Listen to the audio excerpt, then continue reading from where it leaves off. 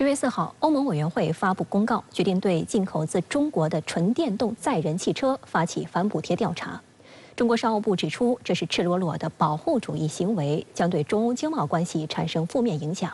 中方将密切关注欧方后续调查程序，坚定维护中国企业的合法权益。中国汽车工业协会也对欧方这一严重扰乱全球汽车产业链供应链的行为表示坚决反对。那么，欧盟对华电动汽车下手，为何说是损人不利己？中方又该如何应对？来看详细分析。商务部在回应中指出，欧方发起此次反补贴调查，仅依据对所谓补贴项目和损害威胁的主观臆断，缺乏充足证据支持，不符合世贸组织相关规则。中方对此表示强烈不满。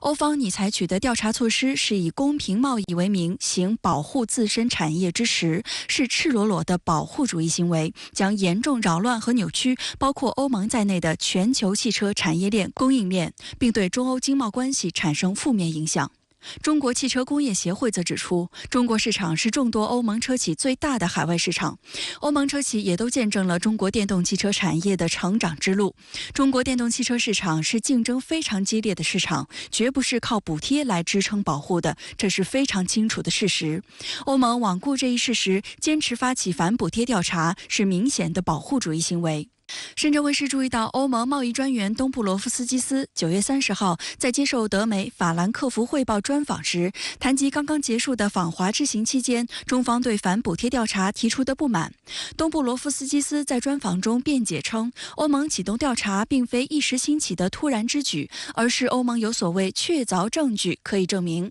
但当被追问这个所谓证据具体为何时，东布罗夫斯基斯并未给出明确答案，仅拿出有关市场份额的数字说事，宣称过去2-3年里，中国在欧盟电动汽车市场的份额已从不到1%上升到8%，并且认为这是最明显的且不是唯一的威胁证据。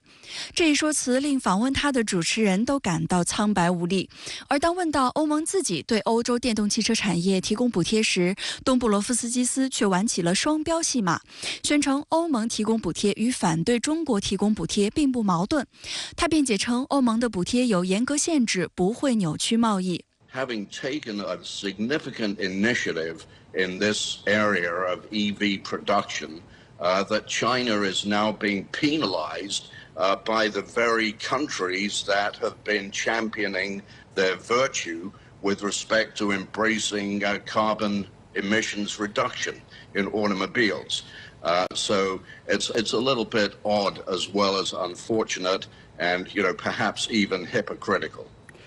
实际上，在此前东布罗夫斯基斯访华时，中国商务部部长王文涛就明确指出，中国电动汽车快速发展依靠的是研发创新、自由竞争和完备的产业体系。欧盟企业对此也心知肚明。欧盟中国商会日前专门发表声明称，中国电动汽车及上下游产业链企业不断创新，并在激烈的中国本土市场中累积出了整体产业优势，为消费者提供高端、性价比高、可满足不同范围需求的电动汽车，受到全球消费者包括欧洲民众的欢迎。这种优势不是凭借所谓巨额补贴而形成的。 Well, there is complexity because of China's success and China's large position in the world economy and in technology. China competes effectively with the core of industries and other high-income, high-tech parts of the world. So China is a low-cost producer of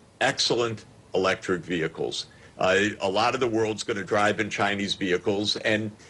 now Europe is saying, God, we have an auto industry, what's going to happen to us? So they're turning protectionist. They're trying to find arguments that, well, we don't have to compete on the marketplace because of what is perceived to be somehow unfair competition and so forth. 针对东布罗夫斯基斯声称，欧方会在恪守世贸组织规则的基础上开展调查，保障调查透明度。美国哥伦比亚大学教授杰弗里·萨克斯就认为，即便要调查，也要通过最规范、最权威的渠道。I believe we need global rules of the road. If Europe wants to do an investigation, it should do it through the World Trade Organization as an independent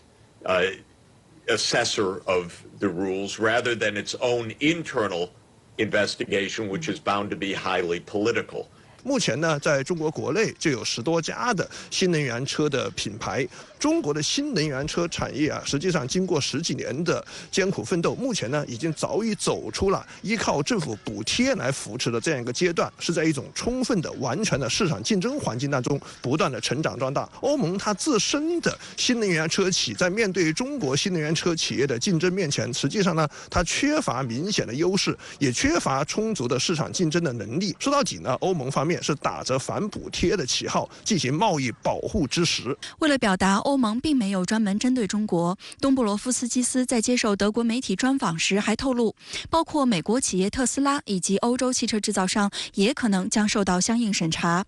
实际上，特斯拉通过上海超级工厂向欧洲出口纯电动汽车，而在欧洲销售的所有电动汽车中，约有1/5是在中国制造的。中国汽车工业协会就指出，中欧汽车产业有着广泛的合作空间和共同利益，双方深入合作40多年，早已形成你中有我，我中有你的格局。欧盟坚持发起反补贴调查，必将给全球电动汽车的发展蒙上阴影，延缓包括欧盟在内的全球电动汽车行业的发展进程，对全球碳中和进程造成不利影响。欧盟方面呢，打着反补贴的旗号行贸易保护之实，可以说呢是在新兴的电动汽车行业的第一例行政干预，实际上在整个行业是开了一个危险的先例。那么将来呢，很可能会有其他国家效仿欧盟，表面上在短期内当然是有帮助的，但是从长远看来是不利于欧盟自身的电动汽车产业在一个完全充分的市场竞争环境当中寻找自身的优势。欧盟呢这种行为可以说呢是非常短视的，从长远看来，对于相关产业在欧盟的完全充分的培育和发展是非常不利的。实际上，在对待中国电动车的态度上，欧盟内部并非铁板一块。德媒指出，宝马、大众等德国汽车在中国的销售成绩亮眼，中国市场对德国车企十分重要。德国政治学家和汉学家海尔曼向德媒表示了担忧，如果欧盟与中国发生贸易争端，德国可能成为欧盟中受打击最严重的国家。如果征收关税，北京反制的话，将对去年在中国销售了460万辆汽车的德国汽车制造商带来最沉重的打击。德国经济周刊也严厉批评欧盟说，欧盟此举只会损害我们自己，欧洲汽车工业的转型不会出现了。如果说欧盟方面真的通过所谓反补贴调查，对中国电动汽车产业筑起贸易壁垒，筑起市场保护的壁垒，说到底呢，它对中欧之间的贸易会造成直接的负面影响。从未来这种经贸合作的趋势来看，只有中欧双方相向而行，能够在相关的问题上真的采取公平公正的市场竞争原则，这样呢才有利于双方产业的共同的繁荣。